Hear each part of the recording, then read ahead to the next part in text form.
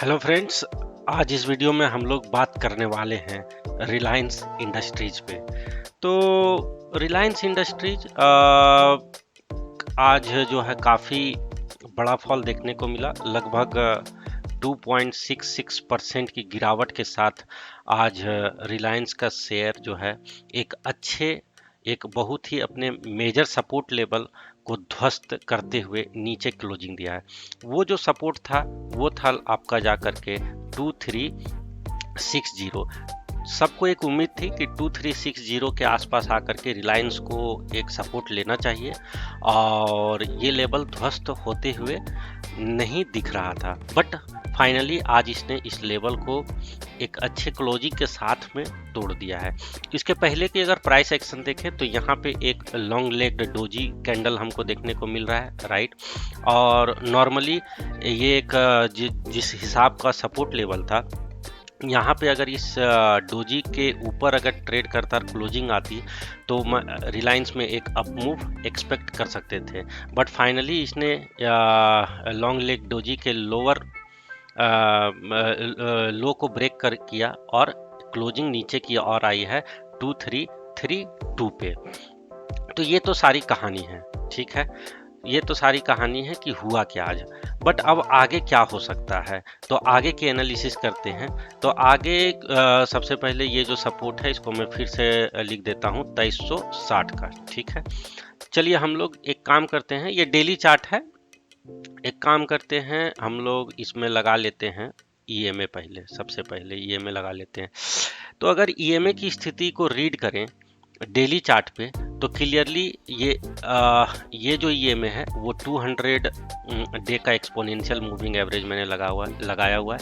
इसके नीचे ट्रेड कर रहा है। नॉर्मली इसके नीचे ट्रेड कर कुछ दिन कंसोलिडेट करने के बाद आने के बाद एक अप मूव हमको देखने को मिल जाता था, लेकिन इस बार इसने जो है इस फॉल को थोड़ा ज़्यादा ही एक्सटेंड कर दिया है। अब इस सिनारियो में अगर विदाउट एनी अदर डिटेल्स देखें तो नेक्स्ट जो सपोर्ट निकल के आ रहा है वो एक सपोर्ट यहाँ पे निकल के आ रहा है 2260 के आसपास, ठीक है। 2260 के आसपास, 2260 2250 कुछ भी बोल लीजिए, इसके आसपास एक सपोर्ट इसको मिलते हुए मिलेगा, क्योंकि लास्ट टाइम भी इसी लेवल से रिलायंस ऊपर की ओर मूव किया था। तो क्या रिलायंस अभी इतना गिर सकता है? तो एक ये लेवल है, एक मेजर लेवल 2260 भी निकल के आ रहा है। अब देखते हैं कि इमीडिएट कहाँ पे, हम लोग वीकली चार्ट पे चलते हैं। अगर वीकली चार्ट पर ध्यान दें तो रिलायंस जो है सो फिलहाल अपने 100 days 100 week exponential moving average के पास है, और ये जो रेड लाइन है ये क्या है, 100 का एक्सपोनेंशियल मूविंग एवरेज है। क्योंकि हम लोग वीकली चार्ट देख रहे हैं तो ये वीक का एवरेज है, और इसकी जो वैल्यू आ रही है वो आ रही है 2295 का। तो मुझे जहाँ तक उम्मीद है कि अभी जो 2250 का लेवल हमने बोला है ये अभी दूर है आने में। मेरे हिसाब से 2295 2300 के आसपास में इसको एक सपोर्ट लेना चाहिए रिलायंस को, क्योंकि ऑलरेडी अगर आरएसआई की स्थिति इसमें देखें तो काफ़ी ओवरसोल्ड हो चुका है रिलायंस। आरएसआई की स्थिति देखें तो ये 40 का सपोर्ट ले रहा है, वीकली चार्ट पे 40 का सपोर्ट ले रहा है। और अगर डेली चार्ट की स्थिति देखें तो ऑलरेडी जो है रिलायंस आरएसआई जो है 30 के नीचे 26.92 पे ट्रेड कर रहा है, राइट। तो डेली चार्ट पे ऑलरेडी ओवरसोल्ड है, और वीकली चार्ट पे जो है सो 40 आरएसआई की वैल्यू है।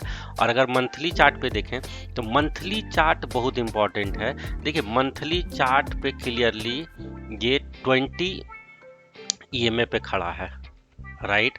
और मंथली चार्ट पे 20 ईएमए का जो वैल्यू निकल के आ रहा है वो वैल्यू है जाकर के आपका यहाँ पे देख लेते हैं 2334 का था, जिस 2334 और जस्ट उसके नीचे जस्ट 2 पॉइंट उसके नीचे क्लोज हुआ है 2332। तो अब बताइए, अब हल्का फुल्का काट सकता है। अब जैसे मैंने बोला है कि अब देखिए वीकली पे जो आपका है वो 2295 का जो लेवल है वो क्या है, 100 एक्सपोनेंशियल मूविंग एवरेज है। अब मैं इसका इंपॉर्टेंस बता देता हूँ। जितने भी बड़े शेयर हैं, नामी गिरामी शेयर, रिलायंस हो गया, बाटा इंडिया हो गया, या जो भी बड़े बड़े शेयर हैं, नॉर्मली नॉर्मली अगर आप 100 चार्ट उठा के देख लीजिए, 100 EMA के पास कहीं ना कहीं वो सपोर्ट लेता है। ऐसे नेकेड आई से चार्ट अगर आप देखेंगे तो ऑब्वियसली 2250 का लेवल निकल के आ रहा है, लेकिन इसको रेस्पेक्ट करता है। और मंथली पे ऑलरेडी जो है हम देख रहे हैं कि 20 EMA का सपोर्ट ले रहा है, राइट, एकदम यहीं पे रुका है। तो इसमें एक बाउंस बैक डेफिनेटली यहाँ से एक्सपेक्टेड है। ऑलरेडी RSI की जो वैल्यू है वीकली पे 40 है, वीकली पे क्या है 40 के पास आ गया है। नॉर्मली एक बढ़िया स्टॉक जो कि अप ट्रेंड में चल रहा है 40 का सपोर्ट RSI पे ले लेता है। और डेली पे क्या हुआ है, डेली पे डेफिनेटली 30 के नीचे चला गया है, तो और 26.91 है मेरे हिसाब से, तो ओवरसोल्ड थोड़ा तो हो ही गया, मतलब सेलिंग प्रेशर ज़्यादा हो गया। अब तो यहाँ से एक रिवर्सल एक्सपेक्ट हम लोग रिलायंस में कर सकते हैं। अच्छा, अब RSI की स्थिति थोड़ा हम लोग डेली चार्ट पे भी देखें तो 50 के आसपास, 52 के आसपास आ रहा है मंथली चार्ट पे, तो ठीक है। तो मेन जो चीज़ है वो क्या है कि 20 का सपोर्ट बहुत ही मेजर है, ठीक है।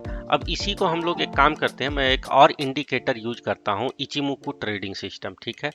इचिमोकू ट्रेडिंग सिस्टम को यूज करता हूँ।